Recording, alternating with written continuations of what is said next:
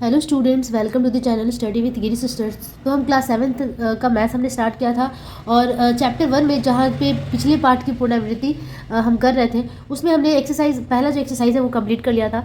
और आज की इस वीडियो में हम सेकंड एक्सरसाइज शुरू करने वाले हैं, एक्सरसाइज 1.2। साथ ही में जो हमने पिछली चीज़ें जो देखी जिसमें रूट संख्या किसे कहते हैं, कंपोजिट नंबर, प्राइम नंबर, इन सब चीज़ों के बारे में पढ़ा, उसे आप जरूर एक बार देख लीजिएगा ताकि ये वाला जो एक्सरसाइज है वो आपको समझ में आ जाए। तो चलो स्टार्ट करते हैं एक्सरसाइज 1.2। तो जैसे कि हम देख सकते हैं कि पहला जो क्वेश्चन है, शून्य के अलावा 5 और 6 का गुणक ढूंढें। तो गुणक मैंने पहले एक्सप्लेन कर दिया था, उसे हम मल्टीपल कहते हैं। ठीक है, तो मल्टीपल के बारे में हमें लिखना है, शून्य के अलावा 5 और 6 का उभयनिष्ठ गुणक हमें ढूंढना है। ठीक है, तो 5 और 6 का उभयनिष्ठ गुणक क्या हो सकता है? आप ही सोचिए, अगर हम 5 का गुणक करें यानी कि 5 को मल्टीप्लाई करें 1 से, 2 से, 3 से, 4 से, तो हमें गुणक मिलेगा। तो हम क्या कर सकते हैं, अगर हम देखेंगे कि दोनों में कॉमन क्या है, मतलब कि उभयनिष्ठ क्या है, तो 5 6 जा 30, मतलब 5 6 का 30 और 6 बचे 30। ठीक है ना, तो 30 जो है वो क्या है, 30 है, दोनों का क्या उभयनिष्ठ गुणक है। तो इसी तरीके से हमें निकालना है। तो चलो इसे हम सॉल्व करते हैं। तो 5 का गुणक और 6 का गुणक हमें निकालना है। ठीक है, गुणक का मतलब होता है मल्टीपल। मैं फिर से बता दूं, उसको कहते हैं मल्टीपल। ठीक है, तो मल्टीपल ऑफ 6 और मल्टीपल ऑफ 7 हमें यहाँ पे फाइंड करना है। तो 5 का गुणक 5 गुना 1 कर देंगे, या डायरेक्ट में लिख सकते हैं 5 5 गुना 10, 5 3 15, 5 चौका 20, 25, 5 6 30, 5 7 35, 5 8 40 एंड सो ऑन। ठीक है, 6 का भी ऐसे करते हैं, 6 1 6, 6 2 12। ठीक है, 6 3 18, 6 चौका 24, 6 5 30, 36 42 48 एंड सो ऑन। ठीक है, तो हम देखते हैं कि इसमें शून्य के अलावा कोई एक गुणक हमें ढूंढना था, तो कोई एक गुणक हमें मिल गया 30। दोनों में 30 क्या है, कॉमन है, उभयनिष्ठ है। तो लिख देंगे कि 5 और 6 का गुणक बराबर 30, और ये हो जाएगा आपका आंसर। ठीक है, अब आगे बढ़ते हैं अगले प्रश्न पर। 2 नंबर में यहाँ पे ए करके दिया हुआ है, तो ये बी नंबर हुआ। बी नंबर में क्या दिया, 7 और 3 का गुणक ढूंढे जो 50 से बड़ा हो। ठीक है, आप देख सकते हैं कि 7 और 3 का ऐसा गुणक ढूंढना है जो कि 50 से बड़ा हो। ठीक है, तो 50 से बड़ा हमें ढूंढना है। तो 7 गुना 1 7 गुना 2 तो नहीं करने जाएंगे, हम ऐसा करेंगे जिससे 50 से बड़ा हो। तो 7 और 3 का, मैं सिर्फ आंसर कर रही हूँ, उत्तर कर रही हूँ, गुणक जो 50 से बड़ा हो वो क्या हो सकता है? तो हम स्टार्ट ऐसा करेंगे कि 50 से बड़ा वाला ही हम मल्टीपल लेंगे। ठीक है, तो 7 का गुणक या फिर हम मल्टीपल यहाँ पे लेंगे, 7 का गुणक ऐसा लेंगे जो 50 से बड़ा हो। तो 7 वाटी 56, 7 49 अगर हम करते हैं तो 50 से छोटा हो रहा है, तो 7 गुना 8 कर लेंगे, 7 वाटी 56, फिर 7 गुना 9 कर लेंगे, 7 गुना 10 कर लेंगे, 7 गुना 11 कर लेंगे। ठीक है, इस तरीके से करते जाएंगे। अब इस 3 का हमें ऐसा गुणक लेना है जो 50 से बड़ा हो। तो आप देख सकते हैं कि 30 गुना 10 भी करते हैं तो 30 ही होता है। 50 से बड़ा हमें लेना है, तो 30 को हमें ऐसा गुना करना पड़ेगा जो 50 से बड़ा हो। तो 12 तिया 36, 12 से भी नहीं ले सकते हैं। 15 से लेंगे, 15 तिया 45, तब भी छोटा है। 16 से लेंगे तो 16 तिया 48 भी छोटा ही है पड़ जा रहा है। 17 लेते हैं, 17 तिया 51, तो 17 लेते हैं। तो 3 का ऐसा गुणक जो कि 50 से बड़ा हो, तो 3 गुना 17 करते हैं, 3 गुना 18 करते हैं, 3 गुना 19 करते हैं, 3 गुना 20 करते हैं। ठीक है, इस तरीके से हम आगे लेंगे। तो जब इसको गुना करेंगे तो यहाँ पे मैंने स्पेस कम रखा है, सॉरी। 8 7 56 हो गया, 9 7 63 हो गया, ये 70 हो गया, यहाँ 77 हो गया, सॉरी 77 हो गया। यहाँ पे देखते हैं 17 तिया 51, 18 तिया 54, 19 तिया 48, सॉरी 19 तिया 57, 20 तिया 60, तब भी कोई मैचिंग नहीं हो रहा है। अब यहाँ पे फिर से 7 गुना 12 करते हैं तो 12 84। ठीक है, देखो 84 तो आराम से 3 का गुणक होगा। ठीक है, तो 84 कितने बार में आता है? अगर हम 21 दिया करते हैं तो 3 गुना 21 करते हैं तब भी हमारे कितना आता है, 3, और 3 गुना 6, नहीं हो रहा है। अगर हम 22 करते हैं तो भी 66 होगा, नहीं। 23 करते हैं तो देखिए सिंपली हम क्या करेंगे ना, अगर हम इसको दूसरे ट्रिक से बनाया जाए तो 3 से ना 84 को भागा ले दो, तो 3 दूना 6, 2 और 3 बटे 24, मतलब कि हमें 28 से गुना करना पड़ेगा। हमें क्या करना पड़ेगा, 28 से गुना करना पड़ेगा। तो हम 3 को क्यों ना 28 ही कर ले, कि हमें पहला हमें क्या उभयनिष्ठ गुणक तो चाहिए ना।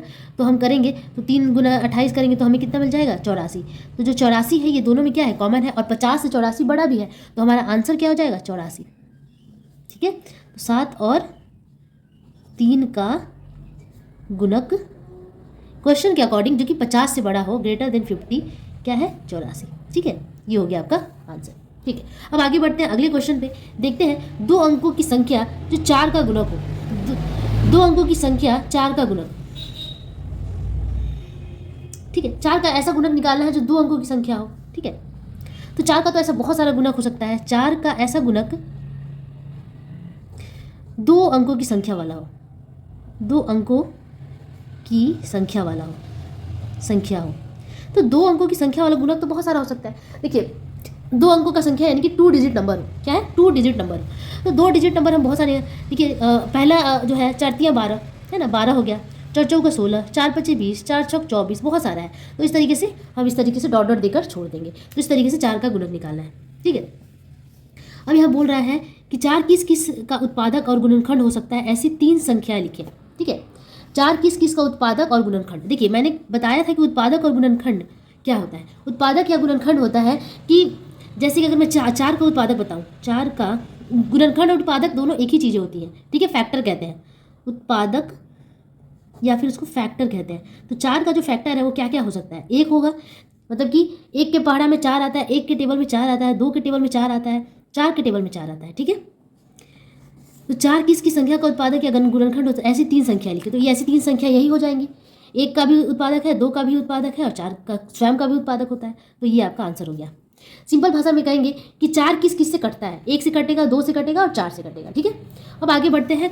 डी के बाद ई होना चाहिए, यहाँ पे एफ दिया हुआ है। चलिए कोई बात नहीं, हम एफ ही लिखते हैं जैसा दिया हुआ है। ऐसी 2 संख्या ढूंढे जिसका लसप 12 और योगफल 10, ठीक है। ऐसा 2 संख्या हमें ढूंढना है जिसका लसप 12 हो और योगफल 10 हो, ठीक है। कि जैसे कि प्रश्न कहा जा रहा है कि ऐसी संख्या ढूंढे जिसका योगफल 10 हो, तो वो संख्या क्या क्या हो सकती है। तो संख्याएं क्या क्या हो सकती है, इसे हम लिखेंगे कि पॉसिबल नंबर्स। इंग्लिश में लिखेंगे पॉसिबल नंबर्स क्या क्या हो सकते हैं। 2 जोड़ 8 हो सकता है, ठीक है, 10 बनाने के लिए। उसके बाद क्या हो सकता है, 6 जोड़ 4 हो सकता है, 5 जोड़ 5 हो सकता है। इस तरीके के नंबर्स हो सकते हैं। अगर हम देखना जाए 1 जोड़ 9 भी होगा, ठीक है। चलिए 1 जोड़ 9 भी होगा 10 बनाने के लिए, ठीक है। तो इसमें हम देखेंगे कि दोनों का लसअप 12 होना चाहिए। अगर 2 और 8 का हम लसअप लें, लसअप LCM ऑफ 2,8, तो दोनों का अगर लसअप लिया जाए तो लसअप हम कैसे निकालते हैं। 2,8 का अगर हम लसअप निकालते हैं तो 2 2 चौका 8, 4 दूना 8 लसअप हो रहा है, जो कि नहीं होगा, ठीक है। फिर LCM लेंगे हम किसका, 6 और 4 का। तो 6 और 4 का जब हम LCM लेते हैं तो आप देख सकते हैं कि हम LCM यहाँ निकाल लेते हैं 6,4 का। 2 तियाई 6, 2 दूनी का 4। अब तो कटेगा ही नहीं किसी से, तो हम सबको मल्टीप्लाई कर देते हैं। तो क्या लिखेंगे, लसअप प बराबर 2 गुना 3 गुना 2। तो 2 तिया 6, 6 दूना 12, 12 आ गया। मतलब कि वह संख्या क्या है, 6 और 4 ही है, जिसका लसअप 12 है और योगफल 10 है, ठीक है। तो लिखेंगे कि वह संख्या 6,4 है जिसका लसअप 12 तथा योगफल 10 है, ठीक है। तो इस तरीके से ये आंसर कंप्लीट हो गया, ठीक है। अब आगे बढ़ते हैं अगले क्वेश्चन नंबर 2 पे। अब आगे बढ़ते हैं क्वेश्चन नंबर 10 पे। अगला क्वेश्चन हमसे क्या कह रहा है कि 14 का मौलिक उत्पादक क्या क्या है। 14 का मौलिक उत्पादक निकालना है, मतलब कि प्राइम फैक्टर निकालना है। सबसे छोटी मौलिक संख्या और कौन सी संख्या है जो ना मौलिक है ना ही यौगिक है, ठीक है। तो हमें 14 का मौलिक उत्पादक निकालना है। तो मौलिक उत्पादक, इसको हम प्राइम फैक्टर्स कहते हैं, ठीक है। तो हम प्राइम फैक्टर्स के बारे में एक बार जान ले। मौलिक उत्पादक, ठीक है। तो मौलिक उत्पादक वो होता है जो सबसे छोटा है। जैसे क्या होता है 1, ठीक है, प्राइम फैक्टर है। 2, 3, 5, 7, ठीक है, 8, 9, 10, 11, मतलब कि जनरली हम मौलिक संख्याओं को ही मौलिक उत्पादक कहते हैं, ठीक है। अब यहाँ पे फैक्टर्स कह रहा है कि 14 का मौलिक उत्पादक क्या होगा, ठीक है। 2 का A, 14 का प्राइम फैक्टर या फिर मौलिक उत्पादक कैसे निकालेंगे। इसके बहुत सारे तरीके हैं। हम एक तरीका अपनाते हैं, इस तरीके से हम लिख सकते हैं। 2 7 14। अब क्या 7 किससे कटेगा, 7 से ही कटेगा, 7 गुना 1। तो 14 का मौलिक उत्पादक क्या क्या हो सकता है। 14 का मौलिक उत्पादक या फिर फैक्टर क्या क्या होगा। 1 नीचे से स्टार्ट करेंगे, मतलब छोटा से बड़ा लिखेंगे, 1, 2, 7। ये हो गया आपका आंसर, ठीक है। तो आप इस तरीके से भी निकाल सकते हैं, या फिर आप नॉर्मली फैक्टर करके हाँ इससे कटता है उससे कटता है, इस तरीके से भी आप कर सकते हैं। ठीक है, अब आगे बढ़ते हैं बी नंबर पे। बी नंबर में क्या कह रहा है कि सबसे छोटी, यहाँ पे दिखा दूँ मैं, बी नंबर में सबसे छोटी मौलिक संख्या कौन है। सबसे छोटी मौलिक संख्या जो है, अच्छा मौलिक फैक्टर्स में एक आता है, लेकिन मौलिक संख्या में ना 2 से स्टार्ट होता है। मौलिक संख्या हमेशा 2 से स्टार्ट होता है। तो सबसे छोटी मौलिक संख्या जो है वो है 2। ठीक है, 2 से ही स्टार्ट होता है, सबसे छोटा 2 होता है। एक ना तो मौलिक है ना ही यौगिक है। तो हम क्या कहेंगे कि सबसे छोटी मौलिक संख्या, ये बहुत प्रश्न आता है, क्वेश्चन आता है, मौलिक संख्या बराबर 2 आंसर हो जाएगा। ठीक है, मैंने एक्सप्लेन भी किया था मौलिक संख्या जब मैं पढ़ा रही थी प्राइम नंबर, तो उसमें मैंने बताया था कि देखिए स्मॉलेस्ट प्राइम नंबर जो होता है वो क्या होता है, 2 होता है। ठीक है, अब सी नंबर में क्या कह रहा है, कौन सी संख्या ऐसी है जो ना तो मौलिक है और ना ही यौगिक है। मतलब कि ना तो वो प्राइम है, not prime nor, neither prime nor composite. ठीक है, ना मौलिक हो ना ही यौगिक मतलब कंपोजिट। तो वो संख्या जो ना तो मौलिक है और ना ही यौगिक है, वो संख्या 1 है। 1 ना तो मौलिक में आता है ना ही कंपोजिट में आता है, तो आंसर हो जाएगा 1। ठीक है, अब आगे बढ़ते हैं, 3 नंबर क्वेश्चन देखते हैं। तीसरा नंबर क्या कहता है, तीसरा नंबर क्वेश्चन कहता है कि 42 किसकी संख्या का गुणक है। इसमें से कौन सी संख्या का गुणक 42 है। बहुत ही आसान है, मैं इसे बता दूं कि यहाँ पे दिया हुआ है कि 7 का हम पहाड़ा पढ़ लेंगे कि 7 के टेबल में कितनी बार में 42 आ रहा है। सच्छक 42, यानी कि 7 पूरा इसको काट रहा है, इसका मतलब 7 क्या है, 7 का गुणक 42 है, तो 7 आंसर हो जाएगा। अब 13 से क्या कट रहा है, 13 के पहाड़ा में आता है, नहीं आता है। 5 के पहाड़ा में आता है, नहीं आता है। 6 के पहाड़ा में आता है, तो यहाँ 7 और 6 आंसर हमारा क्या हो जाएगा, ए और डी। ठीक है, आंसर ए और डी होगा, टिक करना है आपको सिर्फ इसमें। 11 किस संख्या का गुणनखंड है। इसमें से किसका गुणनखंड 11 होगा। तो जब इसका गुणनखंड करेंगे मतलब कि उत्पादक निकालेंगे, तो 101 से भागा लगाएंगे, 11 से तो नहीं कटेगा, हमें सिंपली भाग लगाना है। 111 से 11 को भाग लगाएंगे तो कभी नहीं जाता है।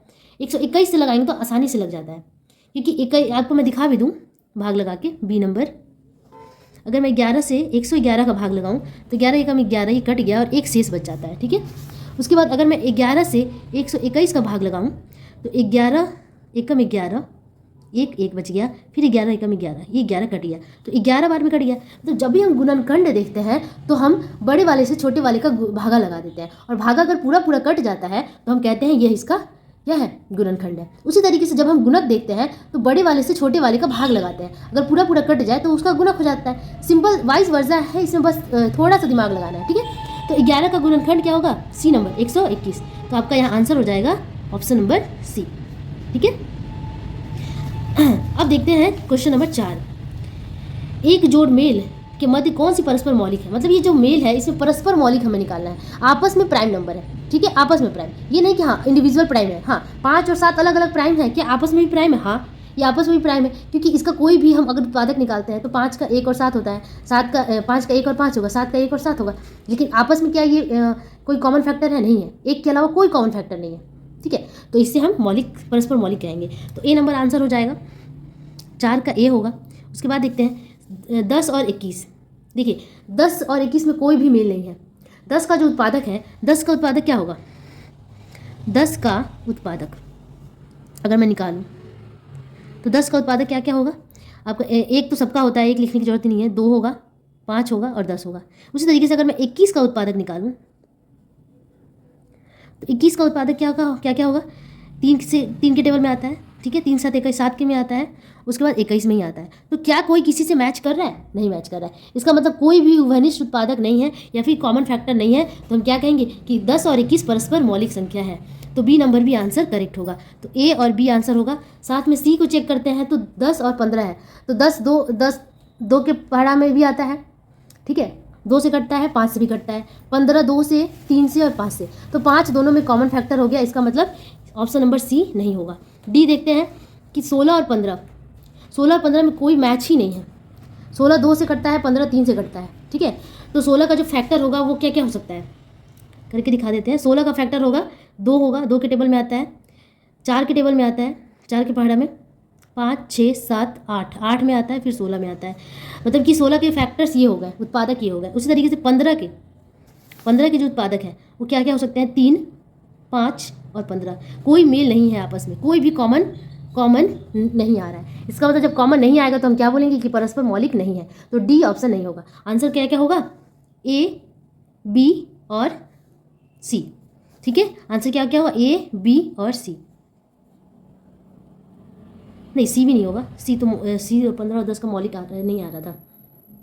ठीक है, ए, बी और डी होगा, ए, बी और डी होगा परस्पर मौलिक, ए, बी और डी। ठीक है, तो इस तरीके से हमने क्वेश्चन नंबर 4 तक कंप्लीट कर लिया एक्सरसाइज 1.2 का।